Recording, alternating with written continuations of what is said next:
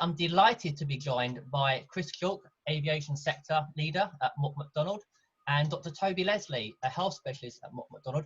And we're going to be talking about non-pharmaceutical interventions, but in particular, a fascinating term that I've just come across called infrastructure epidemiology. Now, I'm sure, like myself, many of you out there will be unfamiliar with this term.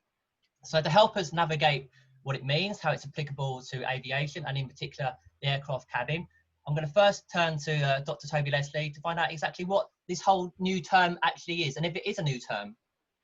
Yes, we're certainly claiming it as a new term, and it's a term that was invented back in April by our health practice lead here at Mott MacDonald, really to describe the application of epidemiology, which is the science that studies how and why diseases transmit, to any infrastructure setting. So the purpose is to apply an epidemiological lens to infrastructure like an airport or a train station, stadiums, schools, or even an aircraft, and really an attempt to look at how diseases can transmit within that environment and then make adaptations so that we can reduce the risk of disease transmission in a particular environment.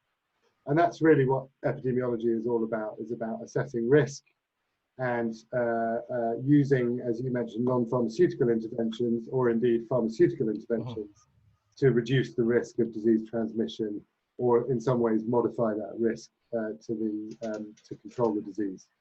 Okay, so we're talking about high density environments. You've mentioned sports, you know, we mentioned aircraft, there's lots of people on aircraft, in shopping centres, in sports centres, a high concentration of people in one particular area. And also that lends itself into what is happening on aircraft. We have, especially in economy class, we have up to a couple of hundred people in close proximity to each other. So how can infrastructure epidemiology be applied to, on aircraft, the cabin itself? Chris, maybe I can come to you on that one. I think the first thing is that we see you need, it's appropriate to have circles of protection. So if you actually have nobody boarding the aircraft who is infected, then actually what happens in the aircraft is fine. So the first thing is to try to filter out people who shouldn't be flying. And that's not just the passengers, but it's also the staff. So first thing is, just have a minimum number of people who need to be there, and try to make sure that they are as uninfected as possible. So that's your first thing. If you can do that, then that actually starts it. So every single bit can actually stop to reduce the risk, and this is all down to reducing risk. Okay. But when you've got people on the aircraft, then the other concern is that going through an airport, you've got lots of flights going at the same time. What you don't want to do is to have the more flights, the more risk of spreading the virus between people and between flights. So if you can have your bubble of that one flight and keeping those people largely together and separated, or reduce contact with others, then you are not going to be spreading it within the airport itself. And then you can focus on the interventions which are appropriate all the way down that route, whether it is in your process going through the airport, trying to avoid touch points, self-service check-in kiosks, the problems because you've got to clean them up every time you use them, and there's all the way through.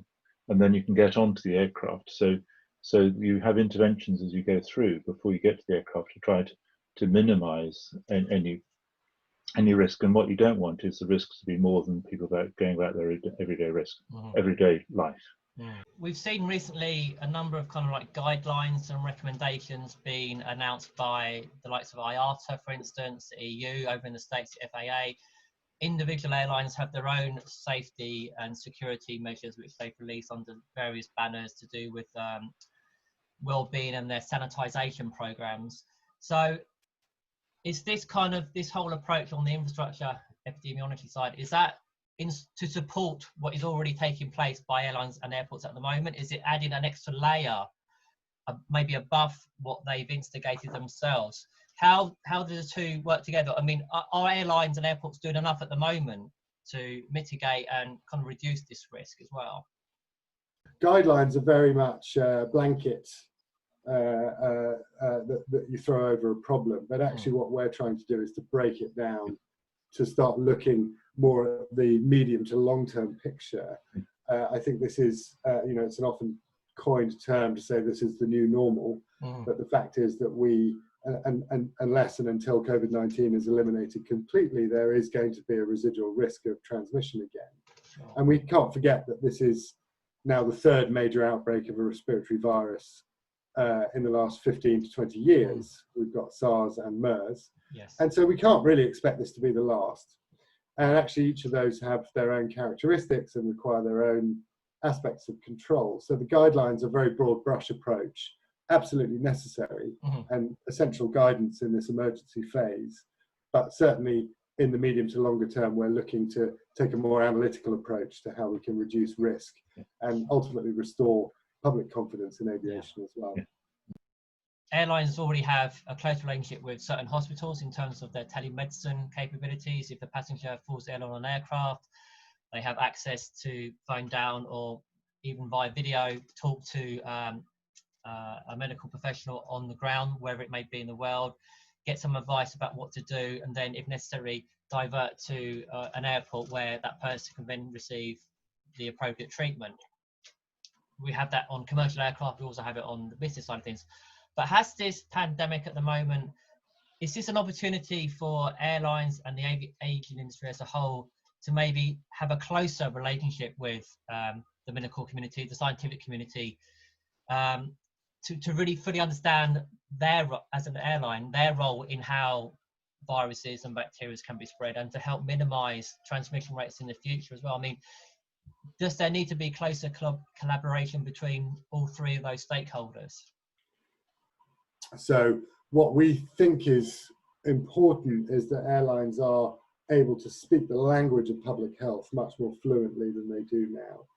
And that means being able to examine and interpret the guidelines that have come out and look independently at the evidence, examine the processes that passengers and staff go through, and apply those lenses of public health epidemiology throughout that system. So really the short answer is that, of course, there's a very strong relationship between medicine and aviation, and indeed aviation medicine is a branch of medicine.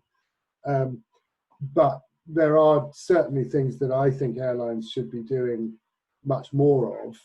I'm of course biased because I'm an infectious disease epidemiologist, but I do think that it's important that that public health lens be applied equally as the kind of the focus on acute medical care. We know when we get on flights from the Far East, for example, or parts of Africa, that we have sprays to prevent the import of vector-borne diseases, mosquito or other types of vectors, and that, for me, is one of the the only visible public health intervention that you see on flights largely. And actually, we need to get much better. Some of this may involve improving how we deal with waste on board. So it's likely that every cup or every fork that's been touched needs to be treated in the same way that it would in a hospital, in a COVID-19 ward. So almost all hospitals will have an infection control focal point, somebody who should have decision-making power to close and open wards and move people around and take action when there are reported outbreaks.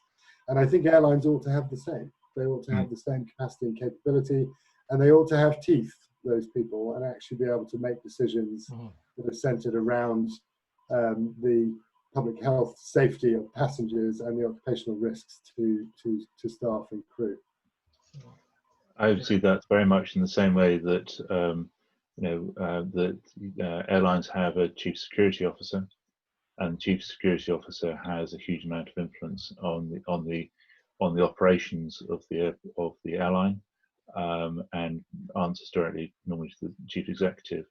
And having an infection control officer or whatever the term is going to be a new position in many organizations, and they need to be connected into the health systems of that country and countries in which they're connected to.